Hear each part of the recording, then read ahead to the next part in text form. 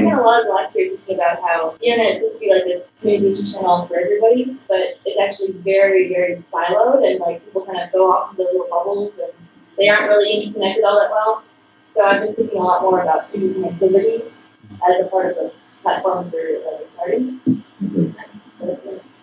Good. Maybe lend your happiness up. All right. So actually, number 7, we have addressed it already. Thank you so much. Like I said, I've been thinking a lot about interconnectivity. So that's sort of the goal of these slides. It's like enabling people to work together in a way that feels very instinctive and gives them sort of a playbook for knowing how to interrelate with other people. And so, I'll start with my background to know how I got to this point. So I graduated from computer science bachelor in 2015, and then I joined a studio as a information security engineer. So I do a lot of Linux, a lot of that. It's very heavy engineering style work, and I spent a lot of 2017 trying to understand the Russian influences on our election and the propaganda dissemination network, and trying to not just observe that something went wrong here, but try to find what the solution could be and try to understand, basically reverse engineer what the Russians did, but for good. That's sort of the goal. So I've been passionate about evolutionary psychology, actually ever since I was young, and I've read about, has anyone in here heard of Red Pill? The Red Pill on the internet? Hopefully not. You guys seem like good people, so maybe you don't. It's basically like a misogynist movement on Reddit that tells men how to interact with women in a way that's they say it's what women want, but it's actually really abusive and kind of in really moral gray area. Boo, exactly. But because of the way I am, I never blame the individuals. I always want to understand how they came to these kind of conclusions. So I did a lot of reading about how they spoke to one another, and I noticed that they would use they cloak their ideas in a mantle of science and pretend men were cavemen and they fought mammoths, and that's why everything's the way it is now, and just make these really spurious arguments. And I eventually realized that there was something at the very core of why they felt that way that I could it's all sort of interconnected. All right, I'll leave it there. So I have this term, the belief machine. The belief machine it's how your mind makes sense of the huge amount of information that's continually sort of presented to you, either when you're using the internet or you're working at your workplace. One reason that I sort of had issues in my life is that I have a different belief machine than most people expect. For one thing, I consider everybody to be honest and a good person. And I have really a lot of trouble telling when someone is acting in bad faith, because I never really blame them for acting in bad faith. I'm just okay. That's okay. And it's led me to this idea that what we're missing right now in our society is a social fabric. And the social fabric is historically, when we were in tribal societies, made up of women. And I think it's not really an accident that a lot of women don't really get to the higher echelons of power in our current society. But we'll come to that. So I'll start off with just describing what continuing sort of pattern I've noticed a lot, the bracket elimination. So this is our natural human organizational style. If you aren't starting with a plan, it's usually where you'll end up. And the advantage of a hierarchy like this is that it gives you profits in the short term, right? You get a bunch of people, you offer them some opportunity, and you only allow the best to proceed along your hierarchies, right? It makes perfect sense. But one thing that I've noticed is that it completely does not scale. And I noticed that because I work in cybersecurity, which is sort of a combination of people who consider themselves to be badasses and they're at war and they're fighting the Russians, they're fighting the hackers. But at the same time, they're tasked with this goal of providing security to the entire organization, which means a lot of interconnectedness, a lot of, providing guidance. And so I think one of the issues that we have currently is that the red style of decision maker tends to win bracket elimination, and then they win the responsibility for taking care of the needs of the organization as a whole. So I call these projectors, which is good. I don't think I would be able to fill that social role. And I'm not trying to threaten their winning of this dominance hierarchy, but I'm more trying to point out that there is something that's supposed to live in symbiosis with that currently does not exist. So behind the boss, we need somebody who We need someone who understands on an instinctive level what the boss needs, what he wants, what needs to be filtered up to him, and what information needs to be sort of withheld from his view, because, he's got to maintain focus on making decisions for the org. So I call these people the amplifiers. They're excellent at taking care of their own team and pushing information up to the boss. So amplifiers turn the goals from the top into action down below. They assign tasks to workers. They're good at communicating with a very wide range of people. But then who actually does the work that's needed by management? I call this the green style decision maker. So they're the boots on the ground performing work as directed by management, just staying daily focused on just the task today and nothing outside it. If you present them with information that's outside of their job role, they'll discard it, even if it might be useful information for the org as a whole. So I call these the green style, the workforce. So they perform tasks as ordered by the amplifier. They excel at implementing orders without question.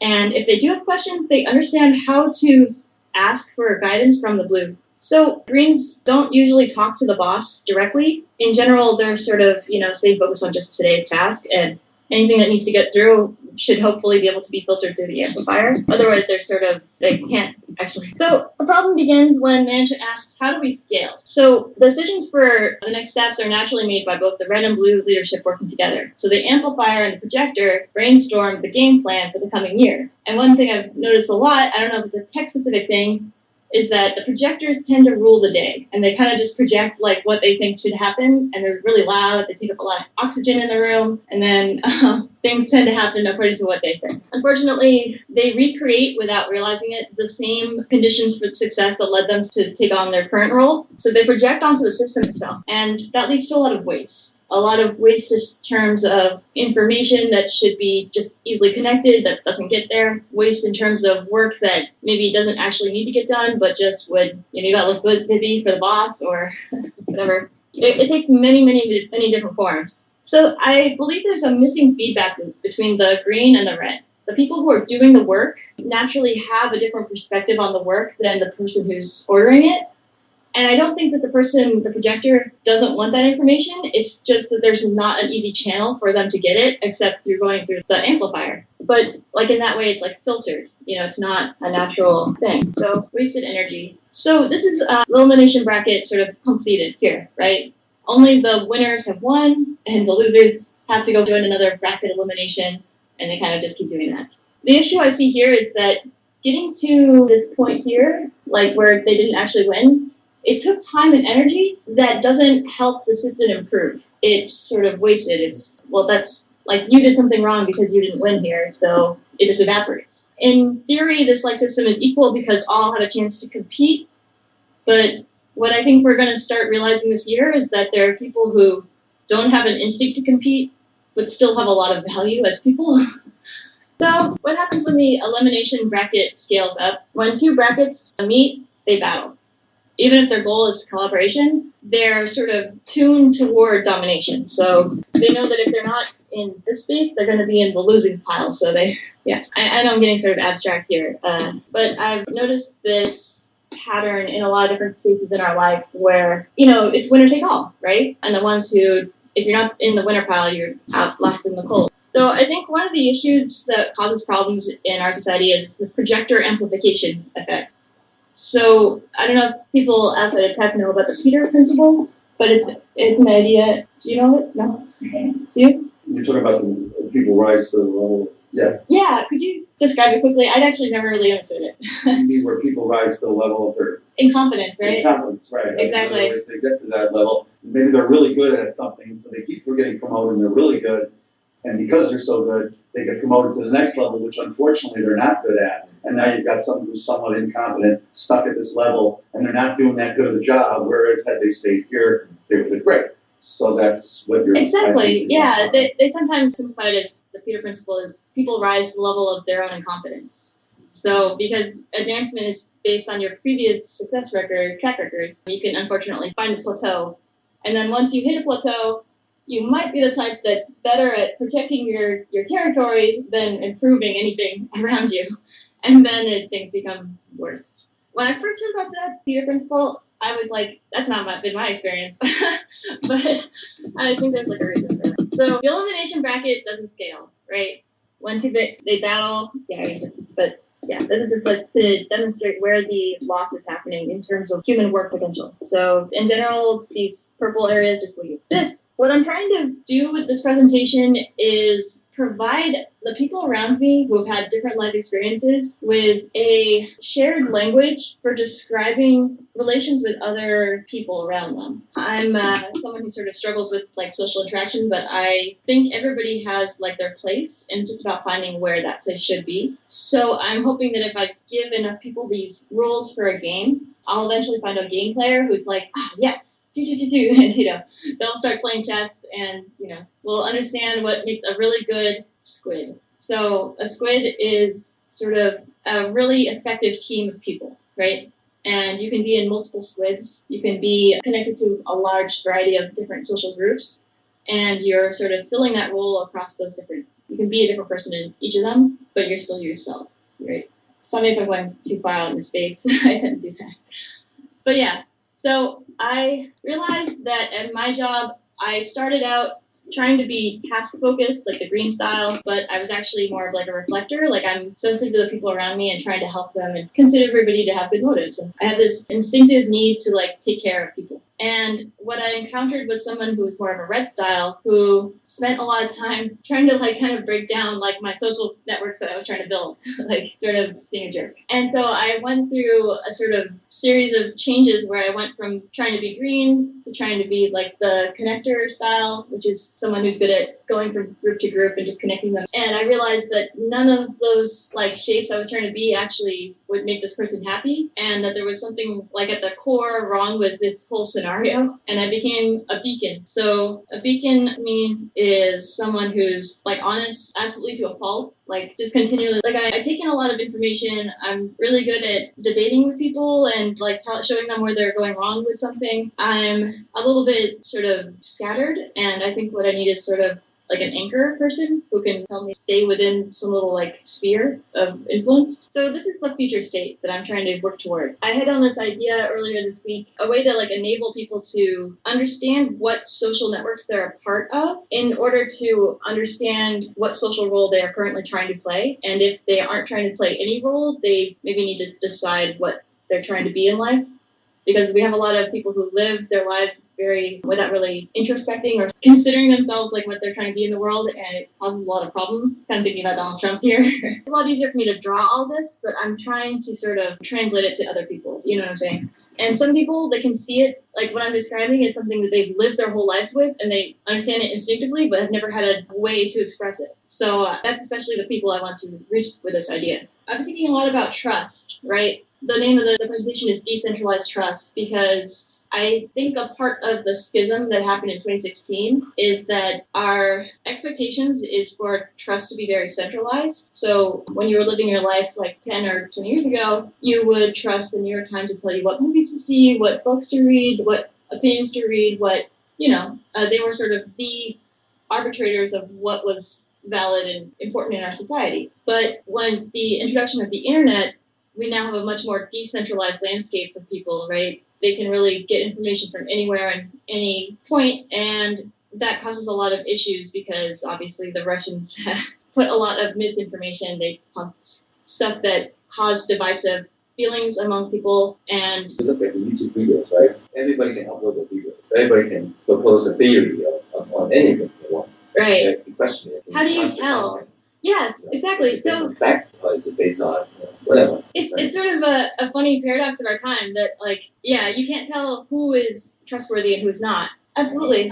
I believe that women in particular are really good at knowing who to trust and who to pledge your loyalty to. But the ones who decide everything in society are ones that don't work that way, really. Like, they're more built to just do whatever they're told, and even if they recognize problems with the structure, they're still like, I'm either going to stay here long enough to get mine and then get out, or they're thinking it doesn't really matter why. But yeah, my main topic of discussion for you guys is the idea of having a national canon. So that would be, it's in combination with something that I'm going to be writing for your book, which is the public banks. So my idea in the essence is universal basic income, but you work for it.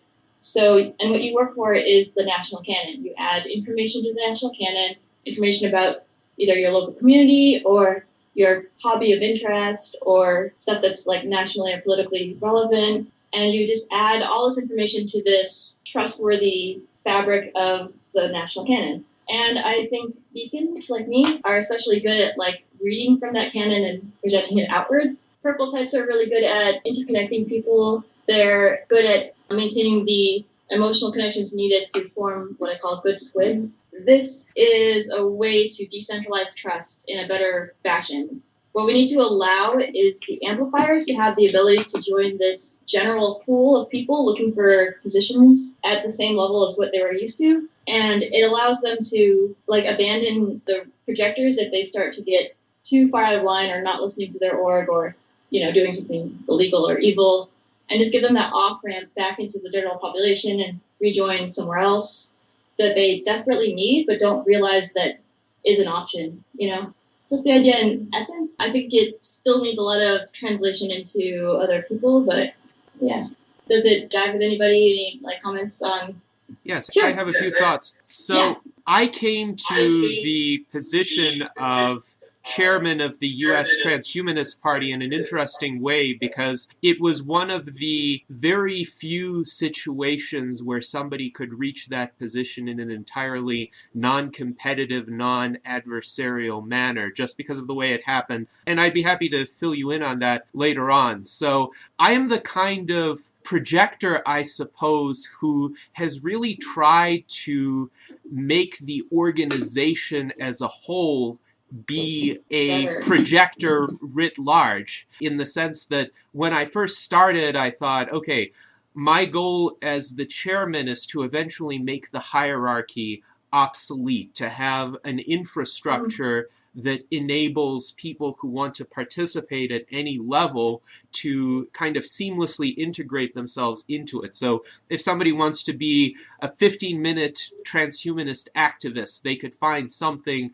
on our website, some project they could get involved in and make a contribution. And of course, that requires an infrastructure that works in that seamless way and takes people's motives and people's capabilities and allows them to be into like they have to consider those aspects of it, right? I think that what's different about you as a projector is that you're more willing maybe than average to seek the opinions of the reflectors around you, the people who are more have a sense of people's motives, and they have, my working theory is that they operate on like a sort of a longer time scale, and it makes them really struggle to get to that higher echelon that you're in. But they still, if you're willing to allow their opinions to influence your decisions, that makes you a much more effective leader.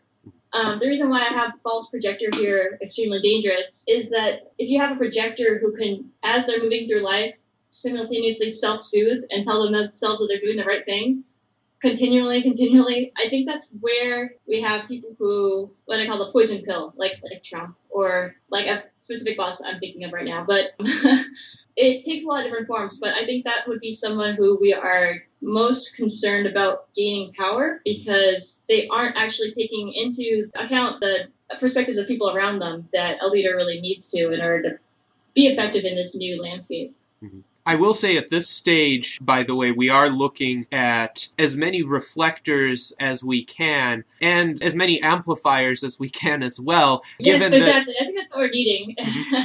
And I see what Trump is currently, like our Justice Department, is one red and just a ton of blue underneath that are all like, he's sort of selecting for people who tell him what he wants to hear, as well as people who are willing to do dirty deals in back rooms. And all these people they're stuck, but they're going to keep doing what makes sense to them, which is amplify. So it's highly dangerous. Mm-hmm. So you say you think you're the red style, right? I think I am right now by necessity, though I wonder to what extent that is just a reflection of our current human limitations, in the sense that we may call ourselves transhumanists, but we're ultimately, as you pointed out, going to fall into the same human organizational dynamics unless something more fundamental changes, either the technology available to us or the structures of our own minds. And this is both a self-identification and it's also contextual. So you might be a different role depending on if you're with your family or with, a group of people very comfortable with. Do you know which one you would be, Newton? I can do anything.